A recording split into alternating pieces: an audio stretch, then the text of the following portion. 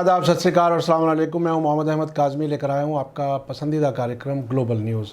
इस वक्त बड़ी खबर तुर्की से है। तालिबान की तरफ से तुर्की फ़ौज के 31 अगस्त के बाद काबुल एयरपोर्ट की सिक्योरिटी के लिए बाकी रहने की पेशकश को रद्द किए जाने के बाद आखिरकार तुर्की ने घुटने टेक दिए हैं। तुर्की की डिफेंस मिनिस्ट्री का कहना है कि अफ़गानिस्तान में तैनात तुर्क फ़ौजियों को वापस बुलाया जा रहा है।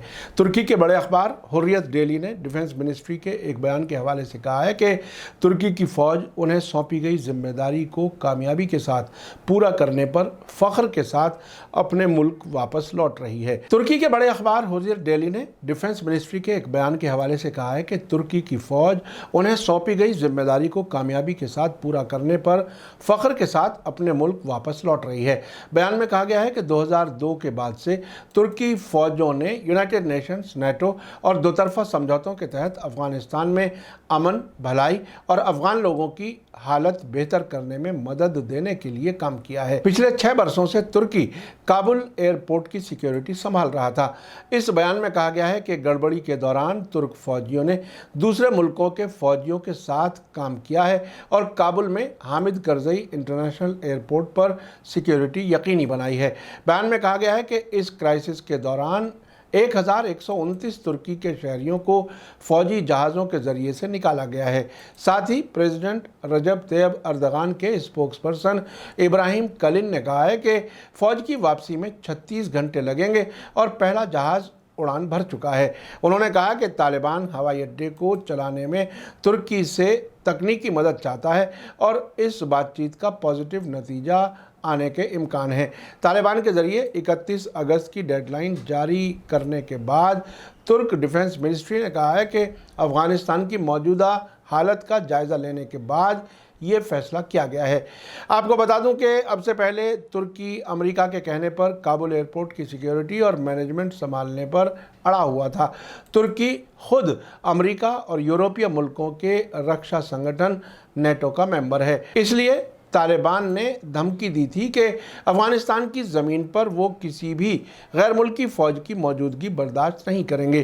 15 अगस्त को तालिबान ने काबुल पर कब्ज़ा कर लिया था, जिसके बाद उन्होंने अफ़गानिस्तान में मौजूद सभी गैर मुल्की फ़ौजों से कहा था कि वे 31 अगस्त तक मुल्क से निकल जाएं।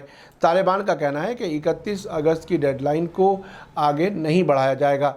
इसी बीच एक और अहम खबर है कि अमेरिकी कांग्रेस में कुछ रिपब्लिकन मेंबर्स ने फॉरेन मिनिस्ट्री और जस्टिस मिनिस्ट्री से उन 169 मिलियन डॉलर की जांच की मांग की है जिसे अफ़गानिस्तान के भगोड़े प्रेसिडेंट अशरफ गनी अपने साथ यूनाइटेड अरब एमिरेट्स ले गए हैं।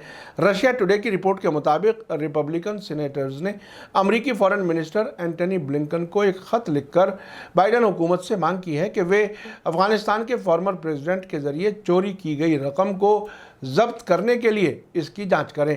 अब से पहले 18 अगस्त को ताजिकिस्तान में अफ़गानिस्तान के एम्बेसडर ने ऐलान किया था कि तालिबान के हाथों काबुल के तख्ता पलट से पहले गनी 169 मिलियन डॉलर बैगों में भरकर अफ़गानिस्तान से फ़रार हो गए थे।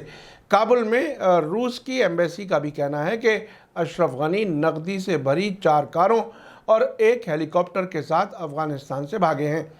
रॉयटर्स ने भी यूएई की फॉरेन मिनिस्ट्री के एक सोर्स के हवाले से बताया है कि गनी अबू धाबी में हैं और यूएई ने इंसानी हमदर्दी की बुनियाद पर उन्हें पनाह दी है। इन सभी इल्ज़ामों के बावजूद अशरफ गनी का कहना है कि ये सभी बातें झूठी हैं क्योंकि वो बहुत जल्दी में भागे हैं।